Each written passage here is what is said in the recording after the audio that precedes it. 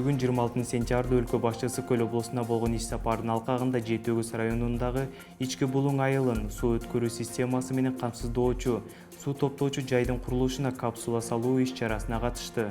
Анда Жээнбеков 2024-жылга чейин таза суу маселеси толугу менен чечилерин белгиледи.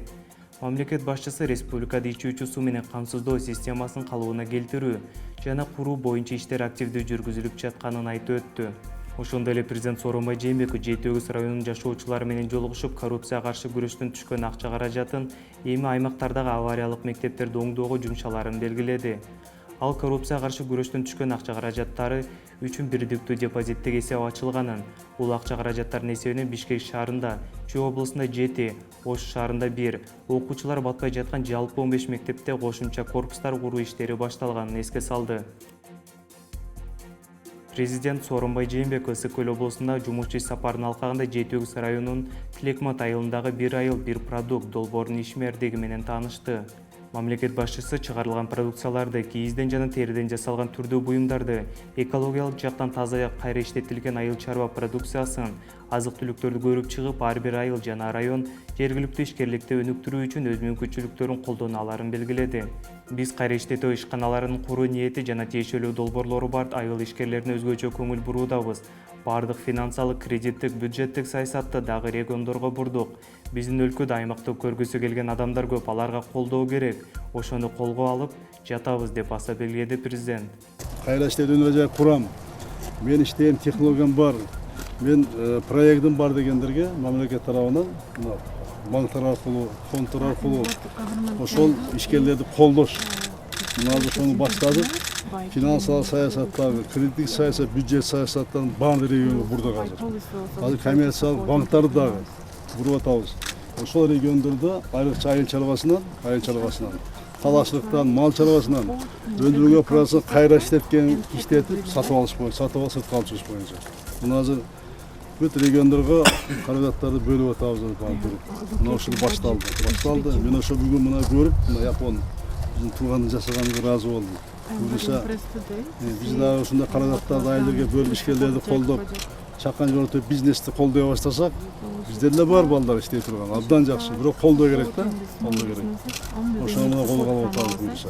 Сооронбай Жээнбеков эми Ысык-Көл облусунда гана эмес, өлкөнүн бардык облустарында ишке ашырыла баштаган «Бир айыл, бир продукт» долбоорун ишке ашырууга техникалык колдоо көрсөткөндүгү үчүн Япон эл аралык кызматташтык агенттигине ыраазычылык билдирди. Абылгазиев контейнерде жана чатырларда мектептер болбош керек. Баарына биринчи авариялык абалдагы мектептердин ордуна жаңы курула турган жалпы билим берүүчү мекемелер каржыланат. Бул тууралуу премьер-министр Мухаммедкалый Абылгазиев капиталдык салымдар беренеси боюнча билим берүү объектилеринин курулуш иштерин жүрүшү талкууланган жыйында билдирди. Жыйындын жүрүшүндө 2017-18 жылдардын аралыгында республика боюнча 243 билим берүү объектиси курулганы айтылды. Бул үчүн 5,2 миллиард сом бөлүнгөн. 2030 жылы 46 объекттин курулуш иштери аяктаган. Алар 28 мектеп жана 18 бала бакча. Премьер-министр авариялык абалда мектептер өзгөчө тынчсыздандырып жатканын белгиледи. Премьер-министр Мухаммедкалый Абылгазиев белгилегенде, бул маселелер жалпы билим тармагындагы иштерди системалаштыруу боюнча ыкчам чараларды кабыл алып, аларды чечүү иштери жана жетекчинин алдында турат. Бул үчүн билим берүү объектилеринин курулушунда жаңы ыкмаларды киргизип, конкреттүү план даярдалышы керектигин баса белгиледи. Күн мурун Бириккен Улуттар Уюмунун башкы ассамблеясынын 74-сессиясынын жалпы дебаттарына катышуунун алкагында Кыргызстан тышкы иштер министри Чыңгыз Айдарбеков буунун башкы катчысы Антонио Гутерриш менен эки тараптуу жолугушуу өткөрдү. Бул тууралуу тышкы иштер министринин басма сөз кызматы билдирет. Маалыматка ылайык, жолугушуунун жүрүшүндө бүткүл дүйнөлүк уюмдун жана эл аралык мамилелердин учурдагы күн тартибинин актуалдуу маселелери боюнча пикир алмашуу болгон. Министр Айдарбеков Кыргызстандын бууну реформалоо боюнча туруктуу өнүгүү максаттарын илгерилетүүдө, учурдагы чакырыктарга жана коркунучтарга каршы күрөшүүдө башкы катчыны колдоорун белгиледи. Тараптар курчап турган чөйрөнү коргоого жана табигый кырсыктардын тобокелдиктерин азайтууга, терроризмге жана экстремизмге, баңгизаттарды мыйзамсыз жүгүртүүгө каршы күрөшүүгө багытталган ар кандай долбоорлорду жана программаларды ишке ашыруу маселелерин, ошондой эле Борбордук Азияда регионалдык кызматташууну күчөтүү, анын ичиндеги радиоактивдүү калдыктар көйгөйүн чечүү жана суу ресурстарын колдонуу маселелерин талкуулашты. Кыргызстандын инвестиция тартуу жана коргоо агенттиги инвестиция тартуу жана соода жүгүртүү үчүн бирдиктүү онлайн аянтча иштеп чыкты. Бул тууралуу кабар агенттигинде маалымат жыйында аталган агенттиктин директору Шумкарбек Адылбек уулу билдирди. Анын айтымында онлайн аянтча аймактагы ишкерлерге бюрократиялык процесстерге такалбай, чет жерден инвестиция тартуу үчүн өзүнүн бизнес пландарын көрсөтүүгө жардам берет.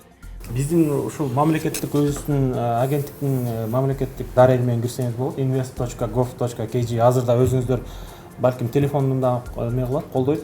Планшет, ноутбугуңуздар болсо кирип көрсөңүздөр болот. Киргенде мына эң биринчиден биздин Уран Кыргыз Республикасына инвестиция жасагыла деп 3 тилде жасалган сайт.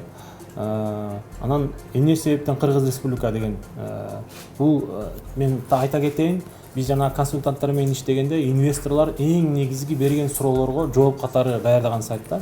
Себеби дайыма мына инвесторлор киргенде эмне себептен Кыргыз Республика, эмнеге Кыргызстанга барыш керек деген суроону биринчи ирет коюшат. Ошондуктан бул жерде биз жооп катары биздин негизги артыкчылыктарыбызды көрсөткөнбүз. Сайтта учурда рыноктун маалыматтарын камтыган интерактивдүү карта бар. Инвестициялык порталда ар бир облустун социалдык экономикалык көрсөткүчтөрү, аймактык бөлүнүшү жана башкалары камтылган.